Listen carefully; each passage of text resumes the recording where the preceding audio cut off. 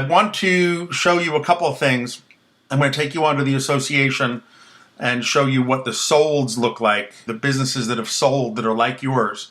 But before I do that, I wanted to share with you what you sent me. You sent me a tax return from last year that shows $369, then it shows cost of goods, and it shows minus $43,900, so minus $44,000.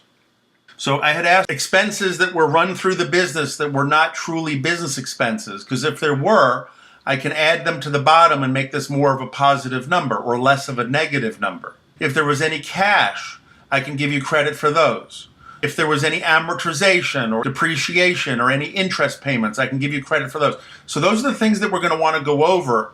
But if it's legitimately $44,000 in losses, you're pretty much out of business, because the purpose of being in a business is to have a living for somebody, a lifestyle that somebody can enjoy.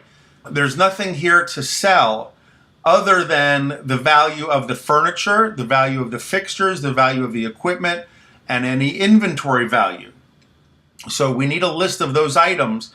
That's pretty much what I would be selling, because if there was profit here, and you had told me 300 on the top line, maybe, just rough numbers, and 100 over here, well, the 100 has a value, because now you have a business that somebody can actually pay their mortgage and feed their family with. So if I can make this into $100,000, then it becomes a multiple of that $100,000. It might be 1.5, 1.7, 2x times whatever that number is. So if it was 100, it might be worth 150. It might be worth 175 or 200,000. So the first thing is we need to identify what you really earn, what the business really earns. If it's a non-earner, you're not selling it as a business anymore. You're selling it as the items that should be producing sales and a profit. I see they're producing sales, but I'm not seeing they're producing profit. That's a big issue we have to discuss. When you're selling a business that's losing money, unless there's something really valuable, but the value needs to show up here. It needs to show up on the profit. Yes, $370,000 in sales is wonderful. But if your expenses are $500,000 to make the $369, you're not making a living for anybody. So why do it? The economics encourages you to close the business. But before closing it, let's sell the assets. So I can definitely post it. I could market it. Maybe somebody would like to buy it as a business, but they have to know going in that they're losing what is $40,000, $800, $900 a week. They're going to have to do your job, put in $800 a week, pay you the money you want as a sales price of $300,000, and justify that to the banker, their wife, their husband, how that makes sense. How could they ever make their money back if it's losing money? Let me move on from that so we can discover that together. You'll give me the information and we'll go with it from there. I belong to an association called the Business Brokers of Florida Association. This is the largest association of business brokers in the country. I'm in the top 5%, top 50 agents of all the business brokers in Florida. Been doing this since 1989. I have 10,000 buyers in my database. I've got a few dozen retail sites that I market with, 2 associations, the Miami Board of Realtors and the Business Brokers of Florida. So when I take a listing, everybody in the world who's looking to buy a business like yours will know about it. Let me just share with you what the solds have to say so you can get an understanding as to what we're actually looking at. Now, I'm going based on the current information that I have. I'm going to pull up solds, and just to show you what I'm pulling from, I'm going to show you all the solds in this database. This is 22 years and 24,038 solds from about 900 to 1,000 agents over those years. The association's 21, 22 years old by now. So we're selling just over 1,000 businesses per year as a association. That's not me personally. But if I click on any one of these, you'll see it's all different kind of businesses. I just clicked on an arbitrary one, and these are all pool services we sold. So there's 24,000. It's way too many. And the only thing that really matters is businesses like yours. I just want to show you what I'm pulling from so you understand the volume of what's in here. I'm going to do all counties because I already did a search and I didn't like the few selections that were in Broward. So I'm going to go all categories. I can click on any one of these and tell you what they sell for. and I can compare it to any type of, in other words, if you gave me an engine business, a tune-up, upholstery, a used car, I can pull up ones that have sold, and I will tell you what the multiple of earnings historically buyers and sellers traded at, or aviation, or beauty, or any of these categories. But we're only concerned right now about medical. So I'm going to go to medical. I just want to share with you all the different subcategories. It's pretty darn accurate. Now I'm going to do medical equipment until you tell me otherwise, and medical supplies. You might say, no, Eric, it's not equipment, it's only supplies, or it's only supplies, not equipment. But I don't think you fit under any of these other categories. Your equipment and supplies, for the moment, just as an example. I'm not going to plug in dates of sale. I'm not going to plug in gross or minimum, or I'm not going to plug in any of that. All sources of financial information. I'm not going to use comments because it's going to be too long of a list. I'm going to pull the list for you based on, I'm going to sort it by sales. These are the ones our association sold. I'm going to add 101. Okay, now we have all 101. These are all by sales. But really, do people care about sales, or do they care about what they can live on? So I would argue that they care about sales, but they're not going to buy it unless they can make a living on it. When a business has no sales and no earnings, the business sells for, generally, the asset value, which is your furniture, fixtures, equipment, and inventory. This business had $79.9 in assets. It sold for $79.9 because it had no profit. 60 is 60. 60 sold for 60. This had 0. Now maybe the agent didn't put any assets on there, but it sold for 50. I'm going to assume that this should have also said 50. 13 in assets with no sales, no profit, sold for $79.9, which is the same price as this one. That's kind of interesting. 60 sold for 60. 85 sold for 85. Not until you get into profitable businesses over here, 4,000, still, even the small profits, 50,000 in assets sold for 50. 0 in assets sold for 75. I'm going to assume that should say 75. 24 with 60,000 in profits sold for 84. 6,000 in assets with 77 in profits, which we don't have, sold for 73. So how can we sell it for 300?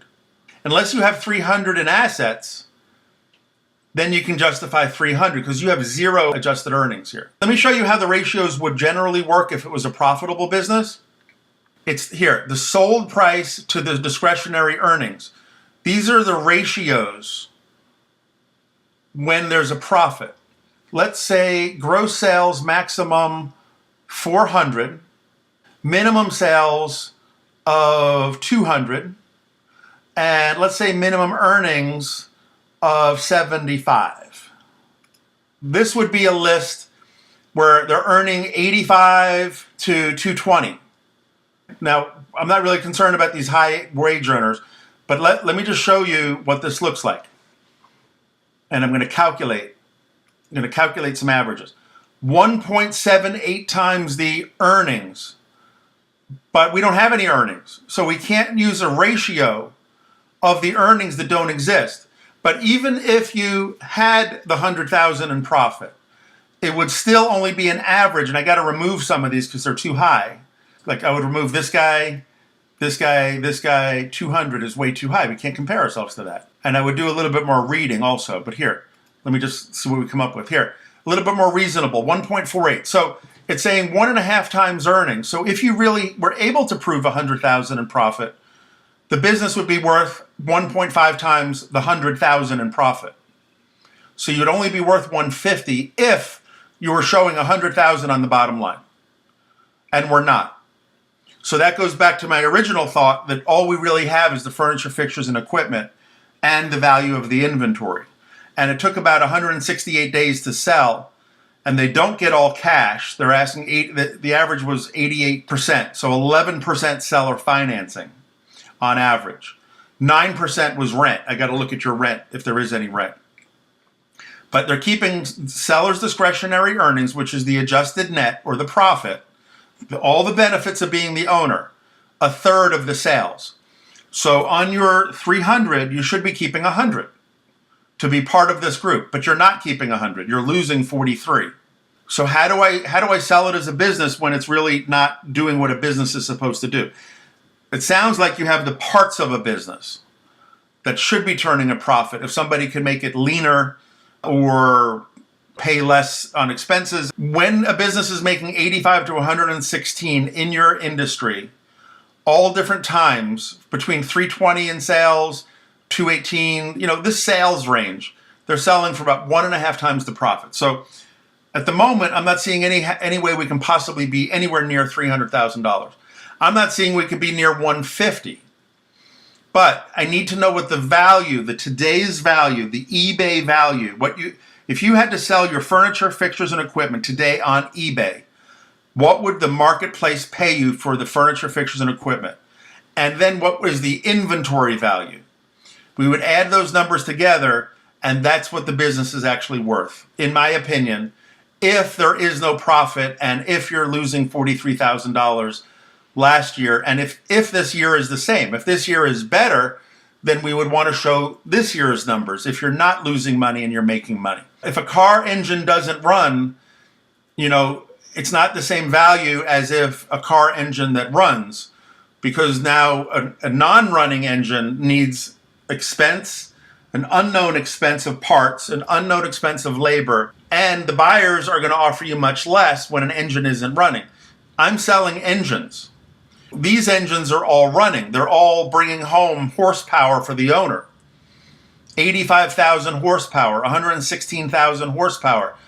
This is what people want to buy, and they're paying 58% of a year, 88% of a year, 1.4, 1.7, 2.1. They're paying this amount, but this one was on the market for 412 days to get 2 times. This guy, 2.3, I'd have to see how long it was in the market, and I'd have to see when it actually was selling. Maybe it was 20 years ago. Things have changed quite a bit. So I would have to dig in a little deeper.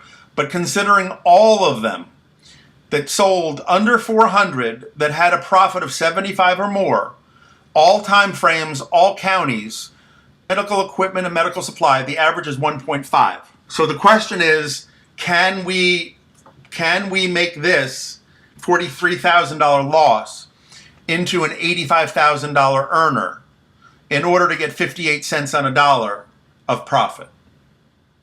Can we do that? If we can't massage these numbers to either add cash, find personal or non-business expenses, remove interest, which I see here, but there's nothing on interest, amortization or depreciation, there's nothing here either. If you're really losing 43, then this isn't going to help us. Financials are supposed to help us. This isn't going to help us. If I see total assets of 100,000, I would want a list of that. And if that's the today's value, not the tax version of it, but today's market value, then that's what I would suggest that we go to market with.